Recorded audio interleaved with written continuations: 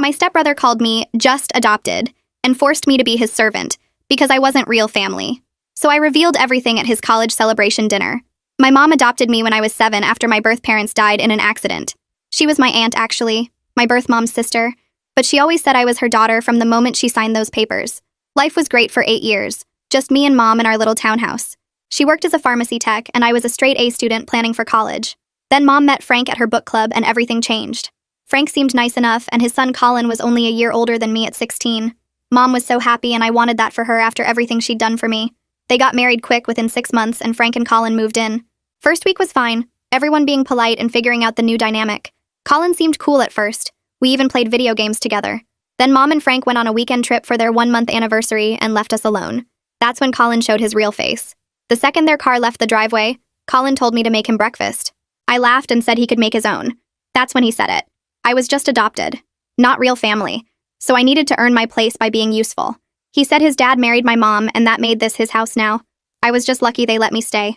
I told him he was insane and mom was my legal mother. He said legal wasn't blood and everyone knew adopted kids were basically foster kids with better PR. That weekend he left his dishes everywhere expecting me to clean them. Threw his laundry in my room saying it was my job now. Ate all the food I'd bought with my part-time job money, and said I should be grateful he even acknowledged me. When mom and Frank came back, Colin acted normal, and I didn't want to ruin mom's happiness, so I stayed quiet. Big mistake. It got worse every time they were gone. Colin would invite friends over and introduce me as the adopted one who did chores for them. His friend Jake asked if I was like a maid, and Colin said exactly like that, but free.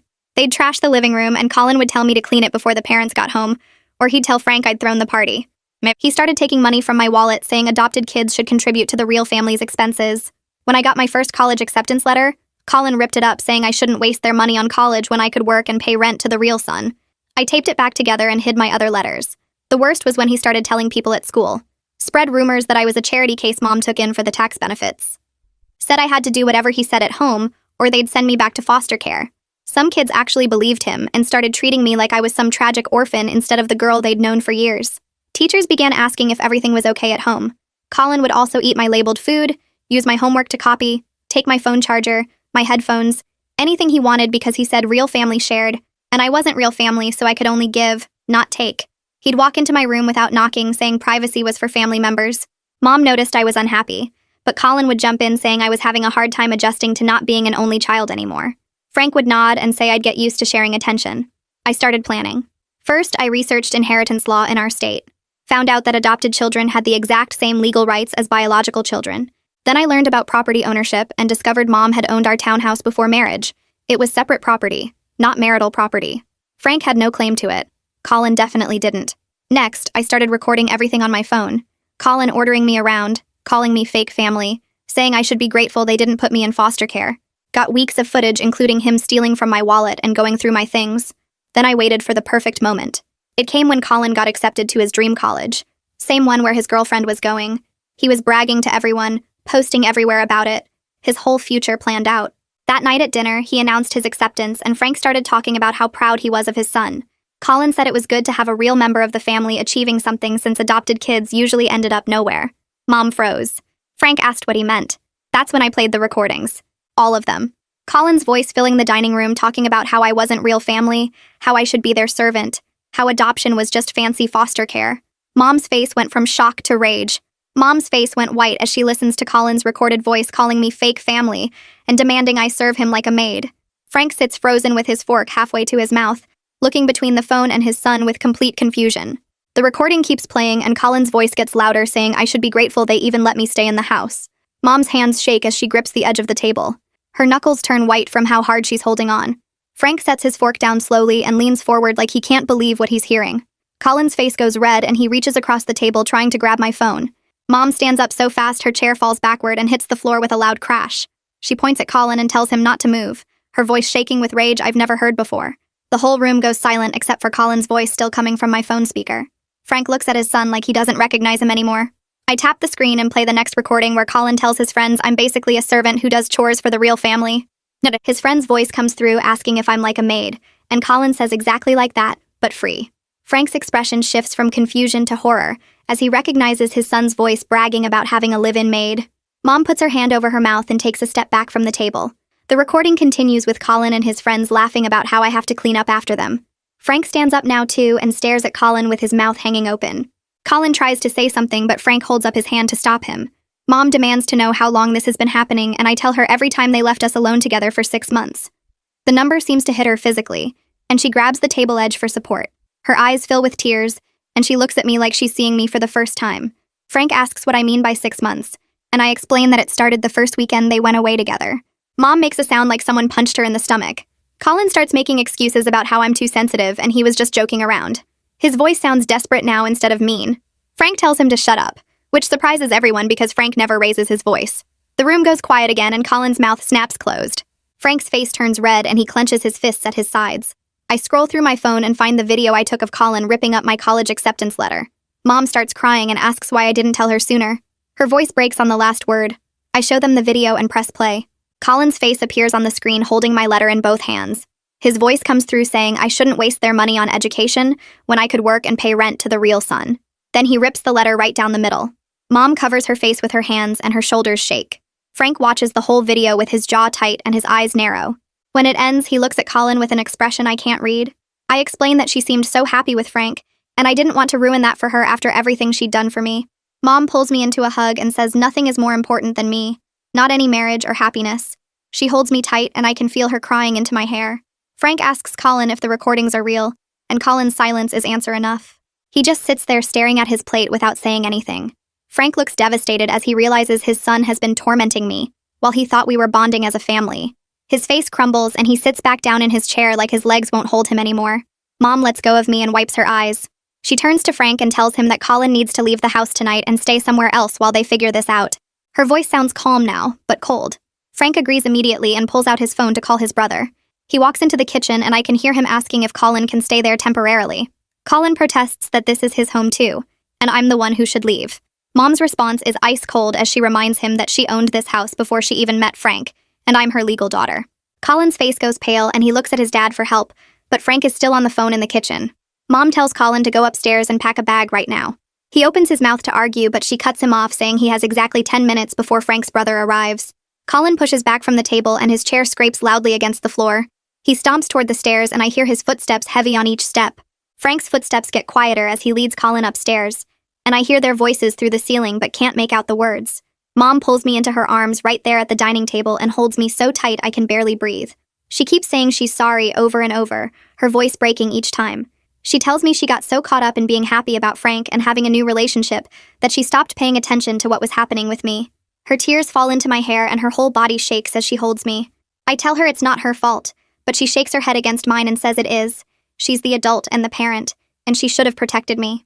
She should have noticed something was wrong instead of believing Colin's lies about me adjusting to not being an only child. I pull back from the hug and wipe my eyes, then scroll through my phone to find the folder where I saved everything else. Mom watches my screen as I open the first photo showing our living room completely trashed with pizza boxes and beer cans everywhere. Her hand covers her mouth when she sees it. I swipe to the next photo showing the same mess from a different angle with Colin's friends visible in the background laughing. Then I show her the text where Colin demanded $20 from me to replace the money he spent on cigarettes. Mom's face goes pale as she reads his message saying, adopted kids should contribute to real family expenses. I keep scrolling and she sees more texts, more demands for money, more reminders that I'm not real family. There are photos of my room after Colin went through my things, my drawers pulled open and my stuff scattered everywhere. Mom makes a choking sound and puts her hand over her stomach like she might throw up. She scrolls faster now, seeing months of documented abuse all laid out in photos and screenshots and saved voice messages. Her hands shake so badly she almost drops my phone. I take it back and show her the video I took of Colin eating the lunch I'd labeled with my name and packed for school the next day. He looks right at the camera and says, real family shares everything. Fake family gets leftovers. Mom starts crying again, harder this time, and I hear Frank and Colin coming back down the stairs. Frank walks into the dining room and sits down heavily in his chair, his face red and his eyes wet. He asks to see everything I showed Mom and I hand him my phone without saying anything. He watches the first video with his jaw clenched tight, then the second one, then starts scrolling through the photos. His expression changes from shock to horror to something that looks like physical pain. He stops on the photo of Colin's friends trashing our living room and stares at it for a long time. Then he looks at me and asks how many times this happened, and I tell him at least 6 times that I know of. Frank closes his eyes and his shoulders slump forward. He keeps scrolling through everything, taking his time with each photo and text message, reading every word Colin wrote to me. When he gets to the video of Colin ripping my college letter, he watches it 3 times in a row. His hands grip my phone so hard I worry he might break it. He finally looks up at Mom and says he had no idea. He thought I was just having normal teenager problems with sharing space. Mom's face hardens and she tells him that's because Colin convinced both of them I was being dramatic while he was systematically tormenting me. Frank nods and doesn't try to defend himself, just sits there looking completely broken. We hear Colin's footsteps on the stairs again, and he walks into the dining room carrying a backpack and a duffel bag. He drops them on the floor and crosses his arms, trying to look tough, but his eyes are red and puffy. He tells Mom I'm making a bigger deal out of this than it needs to be, that siblings fight and this is normal stuff. Mom stands up so fast her chair tips over backward and crashes to the floor. She tells Colin to shut his mouth right now because she doesn't want to hear another word of his excuses. Her voice sounds cold and sharp, nothing like her normal warm tone. She says he has exactly 1 week to think about what he's done and decide if he wants to take full responsibility for his actions. If he does, they'll talk about him coming back home, but only if he admits everything and commits to changing. If he doesn't, he can stay with Frank's brother permanently. Colin's tough expression cracks and he looks at Frank for help, but Frank just shakes his head. Colin picks up his bags and walks toward the front door without looking at any of us. Frank follows him out and I hear them talking quietly on the porch. Then a car pulls up and doors slam. The house goes silent except for the sound of Mom breathing hard like she just ran a race. She picks up her chair and sits back down, then reaches for my hand across the table. Frank comes back inside and closes the front door, then locks it like he's afraid Colin might try to come back. He walks to the kitchen and I hear him filling the kettle with water. Mom squeezes my hand and asks if I want tea, and I nod because my throat feels too tight to talk. Frank brings 3 mugs to the table a few minutes later, and we all sit there holding the hot cups and not saying anything. Mom finally breaks the silence and tells me she wants to hear everything, not just what's in the recordings. She wants to know every detail about what Colin did so she understands the full picture. I take a sip of tea to buy myself time and then start talking. I tell her about Colin going through my dresser drawers and taking my favorite hoodie, then claiming it was his when I asked for it back. I tell her about him stealing my phone charger every single night so my phone would die and I couldn't talk to my friends. I tell her about him walking into my room without knocking, sometimes when I was changing clothes and laughing when I yelled at him to get out. Mom's face gets more and more upset with each new detail, and she keeps interrupting to say she should have noticed these things happening. I tell her about Colin taking food I bought with my own money and eating it right in front of me while saying I should be grateful he even acknowledged my existence. Frank listens without moving, his tea getting cold in front of him, his eyes fixed on the table. I tell them about the time Colin told his friends I was like their personal maid, and they could leave their trash anywhere because I'd clean it up. Mom asks how I managed to record everything without Colin knowing, and I explain that I started keeping my phone in my pocket all the time with the recording app ready. Every time Colin started talking about me being adopted or ordering me around, I'd hit record. Sometimes I'd prop my phone up on a shelf to catch video of him going through my stuff or eating my food. It took weeks to gather enough evidence because I wanted to make sure no one could claim I was exaggerating or lying. Frank finally speaks and admits he thought I was having trouble adjusting to not being an only child anymore. He says Colin told him I was jealous of their father-son relationship and acting out for attention. Frank believed his son because Colin seemed so sincere and concerned about family harmony. Frank's voice cracks when he says he should have talked to me directly instead of accepting Colin's version of events. Mom reaches across the table and takes Frank's hand with her free one, so now we're all connected in a chain. She tells him they both failed me, but they're going to fix this together. Frank nods and wipes his eyes with his sleeve. Mom asks if anyone at the school knows what was happening at home, and my stomach drops because I'd been hoping to avoid this part. I take a deep breath and tell her about the rumors Colin spread, about how he told people I was a charity case she took in for tax benefits. I tell her some kids started treating me differently, asking if I was okay or if I needed help, like I was some tragic foster kid. Teachers began pulling me aside to ask about my home life, and I had to lie and say everything was fine. Mom's face goes from upset to furious, and she asks me to name the kids who treated me badly. I tell her it wasn't really their fault because they believed Colin's lies, but she says it doesn't matter. They should have known better than to spread rumors. Frank asks if Colin's friends at the school know what he was doing to me at home, and I nod, explaining that some of them were there when he introduced me as the maid. Mom stands up and says we're going to fix this. All of it, starting tomorrow. She's taking the day off work, and we're going to see the school counselor together. Frank agrees and says he'll come too, because this is a family problem that needs a family solution. We sit there drinking our tea until it gets dark outside and no one turns on the lights. The next morning, Mom calls her work and tells them she needs a personal day. Then she drives me to the school early before classes start. We go straight to the counseling office and ask to see the school counselor without an appointment. The secretary looks surprised but goes to get her. And a minute later, this woman with short gray hair and kind eyes comes out. Mom introduces us and explains that we need to talk about a serious family situation that's been affecting me at the school. The counselor, whose name is Susan Gilmore according to the nameplate on her desk, leads us into her office and closes the door. She offers us chairs and sits down across from us with a notepad. Mom starts explaining what happened, how Colin has been abusing me for months and spreading rumors at the school. Susan listens without interrupting, her expression getting more serious as Mom talks. When Mom finishes, Susan turns to me and asks if I feel safe at home now that Colin is gone. I tell her yes, that Mom and Frank are handling it, and Colin isn't coming back unless he takes full responsibility. Susan nods and writes something on her notepad, then asks me to tell her the whole story in my own words. I go through everything again, from that first weekend when Colin showed his real face to the dinner where I played the recordings. Susan's pen moves across her notepad the whole time I'm talking, taking notes. When I finish, she puts down her pen and looks at me with such understanding that I feel tears start again. She tells me that what Colin did was emotional abuse, not normal sibling conflict. She says the way he systematically targeted my adoption status and exploited it to control me makes this particularly harmful. She explains that normal siblings might fight or annoy each other, but they don't create power structures where one person has to serve the other. They don't use someone's deepest vulnerability against them repeatedly. Susan says I did the right thing by documenting everything and speaking up, even though it took months to get there. Susan closes her notepad and leans forward with her hands folded on the desk. She asks if Mom and I would be open to family therapy, because what happened requires more than just one conversation to process and heal. Mom nods immediately and asks if we can start this week, because she doesn't want to wait any longer to fix this. Susan pulls out her phone and scrolls through her calendar, while explaining that her husband Brady specializes in blended family issues and has helped many families work through similar situations. She offers to call him right now to see if he has any openings this week, and Mom says yes, please, whatever it takes. Susan steps out of the office to make the call while Mom and I sit in silence holding hands. When Susan comes back 5 minutes later, she says Brady can see us Thursday afternoon at 4 if that works for everyone. Mom agrees instantly and says she'll make sure Frank is there too, because this is a family problem that needs everyone involved. At the school that day, I feel different walking through the hallways like something heavy lifted off my shoulders, even though I know the hard part is just starting. Mara catches up to me at my locker before first period and immediately asks what's going on, because I look different somehow. I tell her everything that happened at the dinner, how I played the recordings, how Colin got kicked out, how Mom and Frank are making him stay at his uncle's house. Mara's mouth drops open and she grabs my arm, pulling me toward an empty classroom. She closes the door and makes me tell her the whole story again from the beginning. When I finish explaining about the 6 months of abuse and the recordings and Susan's meeting this morning, Mara looks shocked and a little hurt. She asks why I didn't tell her sooner because we're supposed to be best friends, and she had no idea things were that bad at home. I explain that I didn't know how to talk about it because Colin made me feel like maybe I was overreacting or being too sensitive about normal sibling stuff. Mara shakes her head hard and says nothing about what I described. Sounds normal at all. She admits she noticed I'd been stressed and quieter lately, but she thought it was just college application pressure getting to me.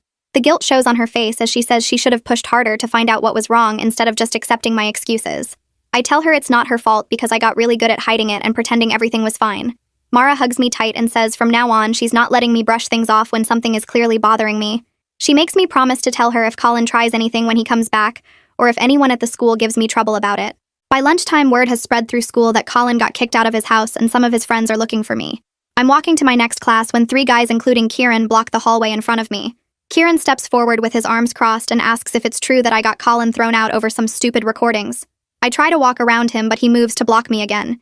He says I'm ruining Colin's life over nothing and trying to break up my mom's marriage just because I can't handle not being an only child anymore. His friends nod along and one of them says Colin told them I've been difficult since his dad moved in. I feel my face get hot as other students start gathering to watch the confrontation. Kieran gets louder saying Colin is his best friend, and he knows Colin would never do the things I'm claiming because Colin is a good guy who is just trying to help me adjust. Mr. Fraser's voice cuts through the hallway telling everyone to get to class.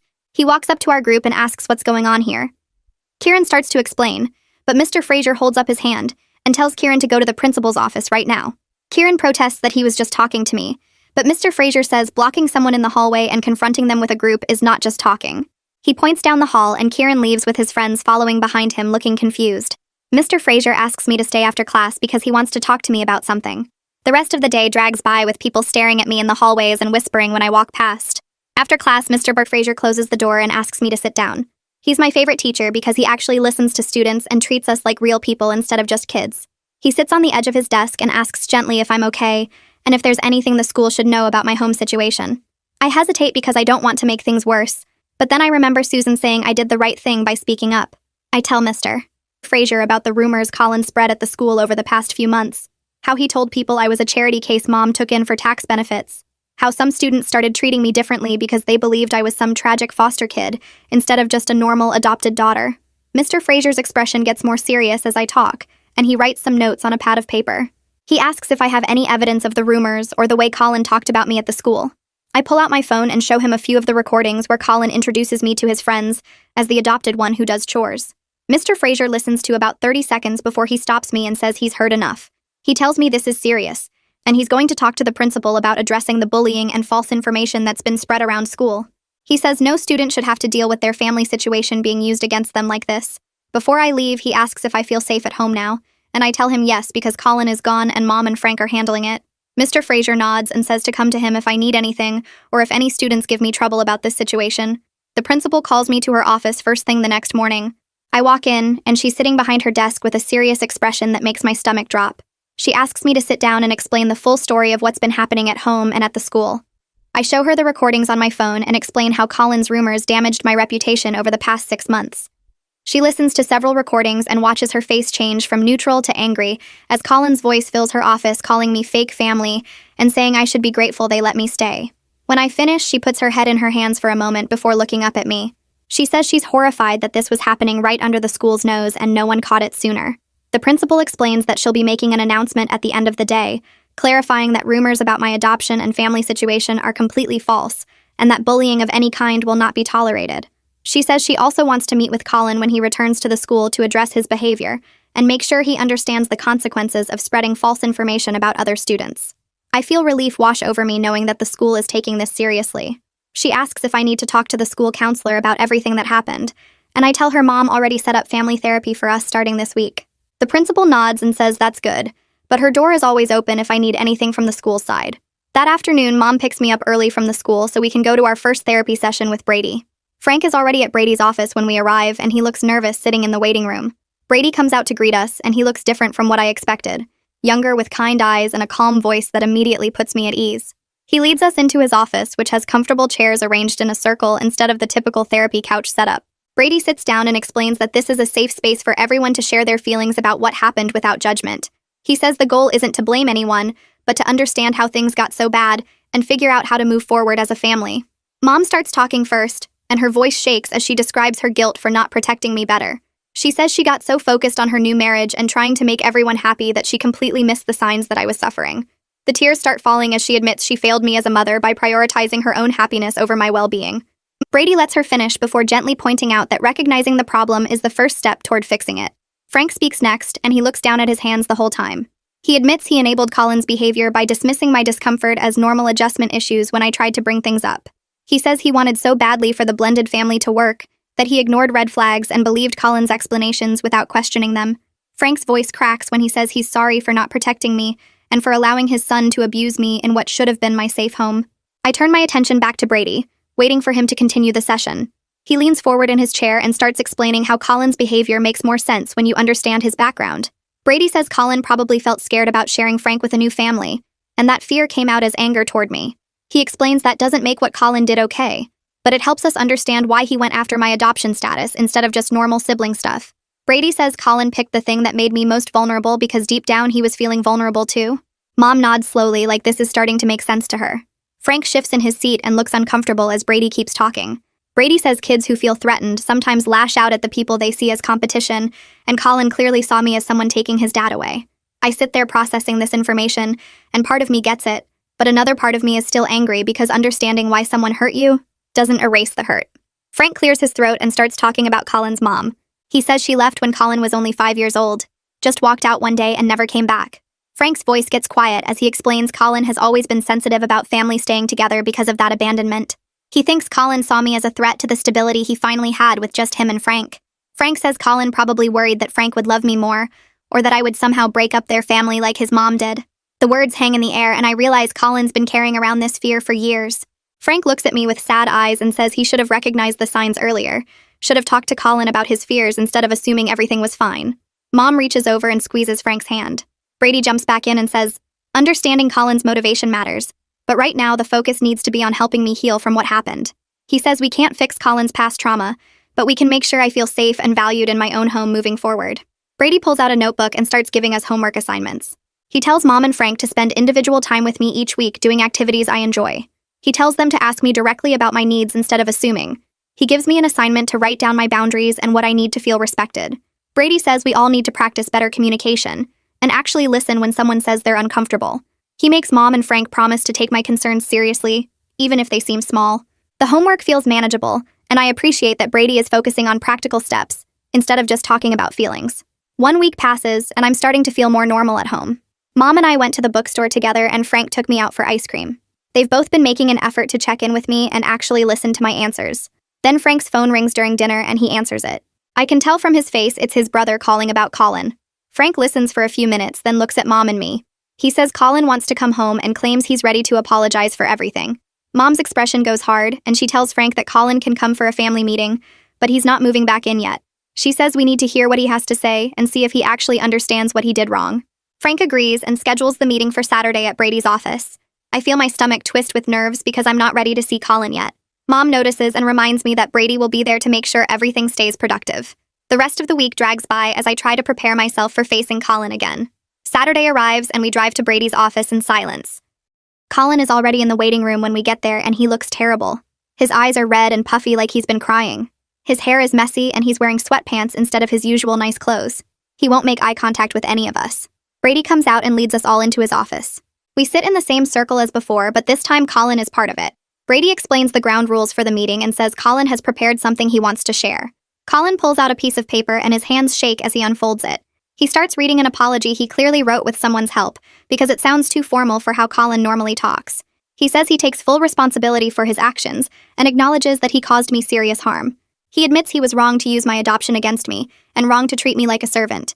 He says he's been doing a lot of thinking about why he acted that way, and he's starting to understand his own issues. Colin's voice cracks a few times while he reads, and I can tell he's genuinely upset. When Colin finishes reading, everyone looks at me waiting for my response. I take a deep breath and tell Colin that his apology is a start, but words aren't enough after 6 months of abuse. I say I need to see actual changed behavior and real respect before I can trust him again. I tell him he made me feel worthless in my own home, and that doesn't just go away because he says sorry. I explain that he spread lies about me at the school and damaged friendships that took years to build. Colin nods and keeps his eyes down.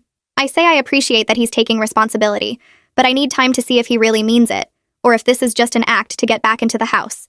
Mom puts her hand on my shoulder in support. Brady says what I'm expressing is completely valid and that rebuilding trust takes time and consistent action. Brady shifts into practical mode and starts laying out ground rules for if Colin moves back home. He says Colin needs to start individual therapy immediately and attend every single session. He says Colin cannot enter my room without knocking and getting permission first. No exceptions. He explains we need equal division of household chores with a written schedule so there's no confusion. Brady makes it crystal clear there's zero tolerance for any comments about my adoption or family status. He says if Colin makes even one adoption-related remark, he's out of the house again. Colin agrees to everything without arguing. Brady writes down all the rules and makes copies for everyone.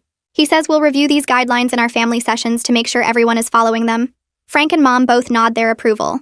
Mom adds her own conditions on top of Brady's rules. She says Colin needs to publicly correct the rumors he spread at the school about me. She tells him he has to make an announcement or statement that clarifies I'm a full member of the family with equal status. Mom also says Colin needs to apologize directly to Mara and my other friends for how he treated me in front of them. She wants him to take responsibility for the social damage he caused me. Colin looks uncomfortable but agrees to do it. Mom's voice is firm as she explains these aren't optional. They're requirements for him to come back home. I feel grateful that Mom is standing up for me this strongly. Frank supports Mom's conditions and says Colin will do whatever it takes to make things right. Frank speaks up and drops another consequence on Colin. He says Colin's college fund is being reduced to pay for all the family therapy sessions. Frank also tells Colin he needs to reimburse me for all the money he stole from my wallet over the past 6 months. Colin's face falls and he looks like he wants to argue, but then he closes his mouth. Frank says this is about Colin learning that actions have real financial consequences. Colin asks how much money he owes me, and I tell him it was about $300 total. Frank says that amount plus the therapy costs will come out of Colin's college savings. Colin looks upset but doesn't argue because he knows he has no leverage here. He just nods and says he understands. Brady notes all of this down and says financial restitution is an appropriate consequence. 2 weeks go by before Colin actually moves back into the house. During those 2 weeks, Mom and Frank make sure all the ground rules are posted on the fridge and in Colin's room. They set up the chore schedule and bought a lock for my bedroom door so I can have complete privacy. Colin starts his individual therapy and Frank drives him to every appointment. When moving day comes, Colin brings his stuff back and immediately goes to his room. The atmosphere feels thick and uncomfortable, like everyone is walking on eggshells. Dinner that first night is awkward with long silences and people passing food without really talking. Colin asks me to pass the salt and says please and thank you like he's trying extra hard to be polite. I pass it without comment. After dinner, Colin does his assigned chores without complaint, washing dishes and taking out trash. Mom watches him carefully to make sure he's following through. Everyone is trying to follow Brady's guidelines for healthy communication, but it feels forced and unnatural. I go to my room early and lock my door, grateful for the privacy I can finally enforce. The next morning, Mom drives me to the school early before first period starts. She parks in the visitor lot and walks with me to the principal's office where Colin is already waiting with Frank. The principal sits behind her desk with her hands folded and tells Colin he needs to make the announcement during morning assembly. Colin looks at the floor and nods without arguing. Frank puts a hand on his shoulder and tells him this is part of making things right. The principal leads us all to the auditorium where students are filing in for the weekly assembly. I sit in the front row with Mom while Colin goes backstage with the principal. My stomach feels tight as I watch kids find their seats and talk to their friends. Mara spots me and waves from across the room, but I can barely wave back. The principal walks onto the stage and asks everyone to quiet down. She introduces Colin and says he has something important to share with the school. Colin walks out looking uncomfortable in his nice shirt that Frank probably made him wear. He stands at the microphone and pulls a piece of paper from his pocket. His voice shakes as he reads that he spread false rumors about me over the past few months. He says I'm a full member of our family with equal status, and everything he said before was wrong. Some of his friends in the back row look shocked and start whispering to each other. Most students just listen quietly, and a few people near me nod like they're glad to hear the truth. Colin folds the paper and walks off stage without looking at anyone. The principal thanks him and moves on to regular announcements about the science fair. After assembly, I walk to my locker and students I don't even know well come up to say they're glad Colin cleared things up. One girl from my English class tells me she never believed the rumors anyway. I get my books for first period and head down the hallway. Kieran appears next to me near the water fountain and asks if he can talk to me for a second. I stop walking and look at him, waiting. He shifts his backpack on his shoulder and says he wants to apologize for confronting me last week about Colin getting kicked out. His voice sounds genuine as he explains he didn't know the full story. He admits Colin always presented things like I was the problem, and he believed his friend without questioning it. Kieran says he feels stupid now for not seeing what was really happening. I tell him it's okay, and that Colin was good at hiding his real behavior from everyone. Kieran nods and says, if I ever need anything or if anyone gives me trouble, to let him know. He walks away to his own class, and I continue to mine, feeling a bit lighter. During lunch, Mara saves me a seat at our usual table and immediately asks how I'm doing. She's been texting me every morning and night since everything happened, making sure I'm not isolating myself. I tell her about Colin's announcement and Kieran's apology. Mara says she's proud of me for standing up for myself. She introduces me to two of her friends from art club who sit down with their trays. They're both really nice and ask about my college plans. Mara invites me to come to art club after school on Thursday even though I can't draw. She says I can just hang out and it'll be fun. I agree to come because spending time with supportive people sounds better than going straight home. Over the next few days, Mara checks in with me constantly between classes and at lunch. She makes sure I'm not eating alone or avoiding social stuff. She drags me to a basketball game on Friday night where we sit in the bleachers and eat nachos. Her friends from art club are there too, and we all cheer for our team even though they lose. I realize I'm laughing more than I have in months. At home, Colin and I move around each other carefully like we're walking on glass. He stays in his room most of the time doing homework or playing games. I keep my door locked and do the same. During dinner, we pass food and say please and thank you, but don't really talk. One night, Colin asks me what I thought of our history homework, and I tell him the essay question was confusing. He agrees and says he had to rewrite his thesis twice. It's awkward, but it's better than him calling me fake family or demanding I serve him. Mom watches these small interactions with hope in her eyes. Frank tries to keep conversation going by asking about our days at the school. Slowly, over the next week, Colin and I start having short conversations about normal stuff. He asks if I watched the new episode of the show we both like. I tell him I did, and we talk about the plot twist for a few minutes. It feels strange to have a regular sibling conversation with him after everything that happened. Another night, Colin mentions he has a math test tomorrow and looks stressed. I offer to quiz him on the formulas, and he actually accepts. We sit at the kitchen table for 20 minutes going through problems. When he gets one right, I tell him good job, and he almost smiles. These moments don't erase what he did, but they feel like tiny steps toward something less hostile. Thursday afternoon, we have our weekly family therapy session with Brady. We all sit in our usual spots in his office with the comfortable chairs and the plant in the corner. Brady starts by asking how the week went, and Mom reports that things have been calmer at home. Frank agrees and says both Colin and I have been following the ground rules. Brady pulls out a worksheet and explains we're going to do an exercise about feeling safe and valued in the family. He hands each of us a copy and tells us to write down what we need from the other family members. I stare at the blank lines and think about everything that happened. After a few minutes, Brady asks who wants to share first. I volunteer and read from my paper that I need my privacy respected completely. I say no one should enter my room without knocking and waiting for permission. I also say I need my adoption to never be used against me in any way, not in jokes or arguments or casual comments. My voice stays steady as I explain that being adopted doesn't make me less of a family member, and I need everyone to understand that. Mom reaches over and squeezes my hand. Frank nods seriously and says he completely agrees with everything I said. Colin listens without interrupting and writes something on his own paper. Brady asks Colin to share next, and Colin reads that he needs to feel like he matters to his dad, even with new family members around. Frank's face changes as he hears this. Colin's voice gets quieter as he admits he felt jealous of my close relationship with Mom. He says he worried his dad would love me more than him, and he'd become less important. The room goes silent for a moment. Frank leans forward in his chair and tells Colin that loving me doesn't diminish his love for his son at all. Frank explains that love isn't a limited resource that gets divided up. He says he has enough love for both of us, and Colin will always be his son no matter what. Frank's eyes get a bit watery as he promises Colin that adding me to the family only made it bigger, not smaller. Colin looks down at his hands and nods slowly. Brady writes some notes and says this is an important breakthrough. He explains that Colin's jealousy doesn't excuse his behavior, but it helps everyone understand where it came from. Mom adds that she loves me and Colin equally, just differently because we're different people. She says there's no competition for her love either. Brady gives us homework to practice expressing our needs directly instead of acting out. We all agree to try harder at communicating. Saturday morning, Mom wakes me up early and tells me to get dressed because we're having a special day together. Just the two of us like we used to before Frank and Colin moved in. I put on jeans and a sweater and meet her downstairs. Frank and Colin are still asleep as we leave the house. Mom drives us to our favorite restaurant across town, the little diner with the red booths where we used to go for breakfast every weekend. We slide into our usual booth by the window and order pancakes and bacon. Mom reaches across the table and holds my hand.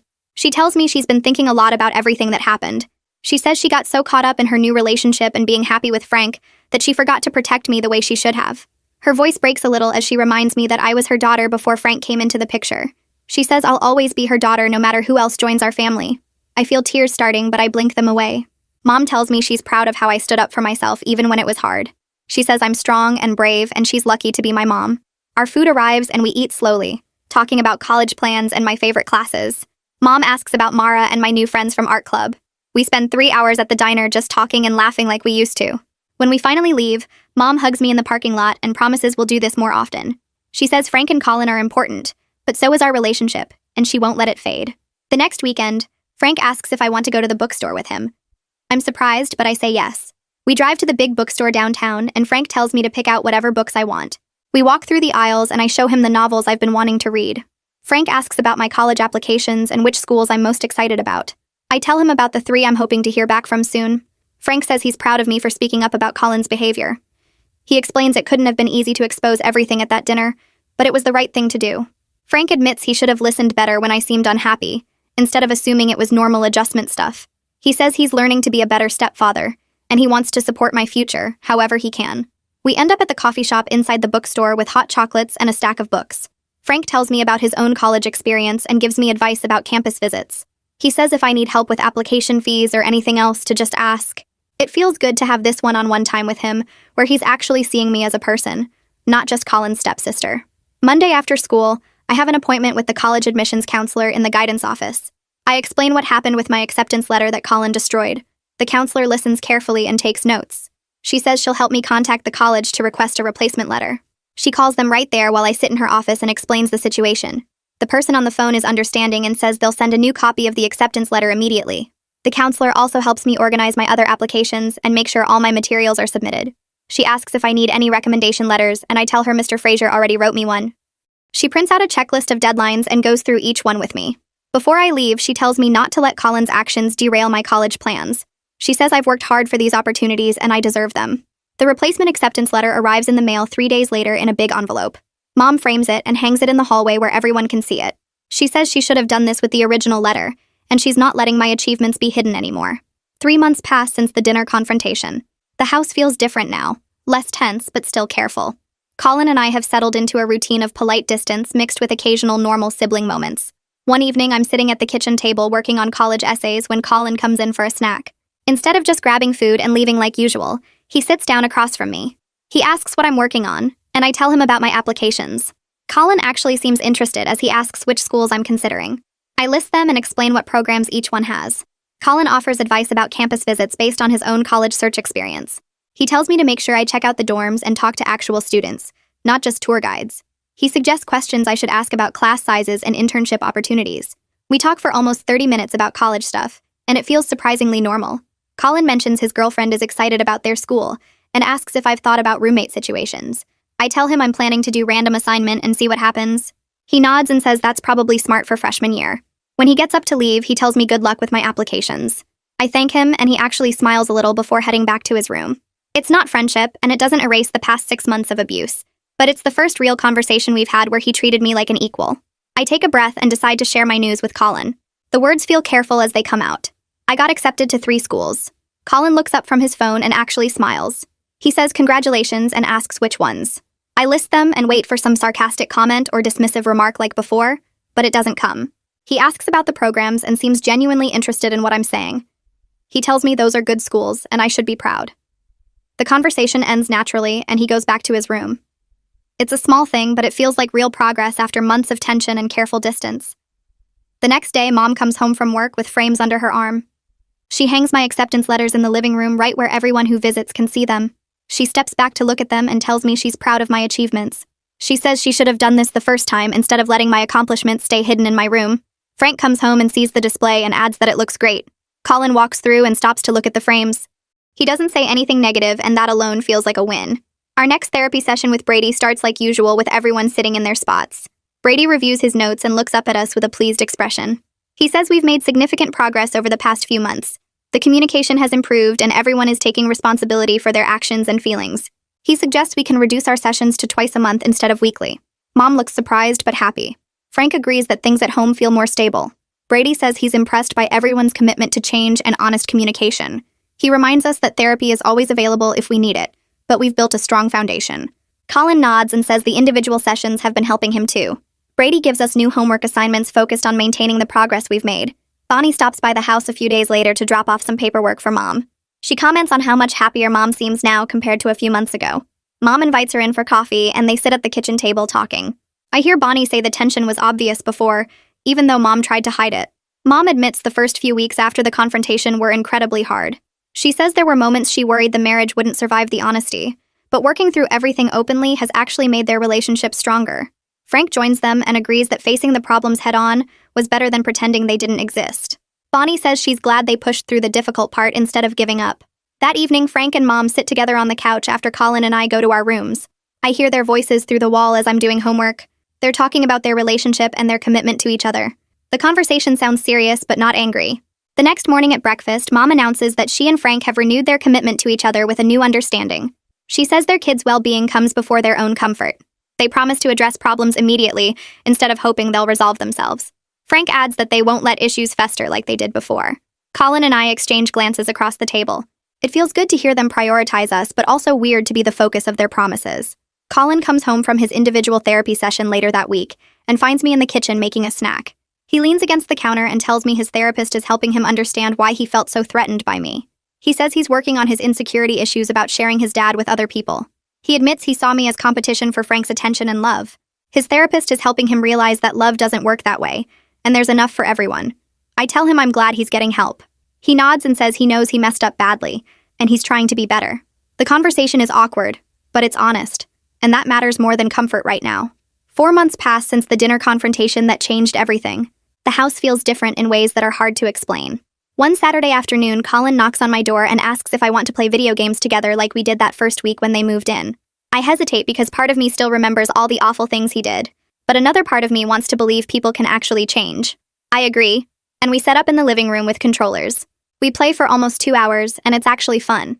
There's still some awkwardness when we talk between games, but we laugh at stupid moments and trash talk each other in a normal sibling way. It's not friendship, and it doesn't erase the past 6 months, but it's something real and positive. Mom's lawyer visits the house to go over some documents. Mom asked her to confirm my legal rights as an adopted child after everything that happened with Colin. The lawyer spreads papers across the dining room table and explains that I have full legal rights identical to biological children. She helped Mom update her will to explicitly state that I inherit equally with any other children. Mom shows me the documents and points to where my name appears next to Colin's with the same provisions. She tells me this is to reassure me of my permanent place in this family. The lawyer adds that adoption creates the exact same legal parent-child relationship as birth. No one can ever claim I have fewer rights or less standing. I feel something tight in my chest loosen as I read the official legal language confirming what Mom always told me. At the school, things have shifted back to normal. The rumors Colin spread have faded, and people treat me like they did before all this started. Student council elections happen, and I decide to run for a position. Mr. Fraser helps me with my campaign speech and offers advice about connecting with voters. Election day comes, and I win a seat on the council. Mr. Fraser pulls me aside after the announcement and tells me he's proud of how I handled a difficult situation with grace and strength. He says standing up for myself while maintaining my dignity showed real character. Other teachers congratulate me in the hallways, and my friends celebrate with me at lunch.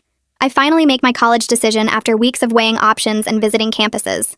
The whole family goes out to dinner at a nice restaurant to celebrate. We sit at a round table and order appetizers and entrees. When the food arrives, Frank raises his glass and proposes a toast to my success. Colin lifts his glass too and adds that he's grateful I gave him a chance to be a better brother. He says he knows he doesn't deserve my forgiveness, but he's working to earn it. Mom's eyes get watery as she looks around the table at all of us. She says this is what family should be about, supporting each other and growing together. We clink our glasses, and the sound fills the space between us with something that feels like hope. A few days after the celebration dinner, Mom finds me in my room studying for finals. She sits on my bed and asks if we can talk. I close my textbook and turn to face her. She takes my hand and tells me watching me stand up for myself changed something in her too. For years, she played it safe at work, never pushing for promotions or better positions because she was scared of rejection or failure. But seeing me expose Colin's treatment made her realize she'd been letting fear control her choices. She applied for a management position at the pharmacy that she'd been avoiding for over a year. The interview is next week, and she's nervous but excited. I squeeze her hand and tell her she's going to be amazing at it. She smiles and says we're both learning to advocate for ourselves, and that makes us stronger together. Frank catches me alone in the kitchen the next evening while I'm making a sandwich. He leans against the counter and tells me he needs to say something. His voice is serious but not angry. He explains that watching how I handled everything with Colin taught him important lessons about making assumptions and really listening to people instead of hearing what he wants to hear. He admits he dismissed my discomfort as normal adjustment problems because that was easier than confronting the possibility that his son was causing real harm. He pauses and looks at me with this hopeful expression. He asks if it would be okay for him to call me his daughter instead of his stepdaughter. The question catches me off guard, and I feel my throat get tight. I think about how he stood up to Colin and supported Mom through all the hard conversations. I nod and tell him yes. He pulls me into a hug, and I realize this is what family is supposed to feel like. 3 weeks before I leave for college, Colin knocks on my door and asks if I need help packing. I'm surrounded by boxes and piles of clothes trying to figure out what to bring. He comes in and starts folding shirts while we talk about random stuff like which dorm buildings are best and what classes I should take first semester. We joke about how I'll probably call home crying about the cafeteria food within a week. He admits he's actually going to miss having me around, which surprises both of us. I throw a rolled-up sock at him and tell him he's getting soft. He laughs and says maybe, but at least he's not a jerk anymore. We spend the afternoon packing, and it feels like we're actually brother and sister instead of two people forced to live together. The conversation flows easy and natural without any of the tension that used to fill every interaction. My last night before leaving arrives faster than I expected. The whole family gathers in the living room after dinner, and Mom pulls out old photo albums. We sit together on the couch looking at pictures from when I first got adopted, and Mom's wedding and random holidays. Frank points to a photo from their first Christmas together where Colin and I are standing stiff and awkward on opposite sides of the tree. He compares it to a recent photo where we're actually smiling and leaning against each other. Mom starts making plans for Parents' Weekend in October, and Colin jokes about coming to visit and embarrassing me in front of my new friends.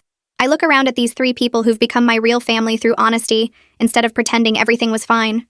By refusing to accept Colin's treatment, I didn't break us apart like I feared. I made us stronger by forcing everyone to face the truth and work through it together. Tomorrow I leave for college, but tonight I'm surrounded by people who truly value me, and I know I have a real home to come back to whenever I need it.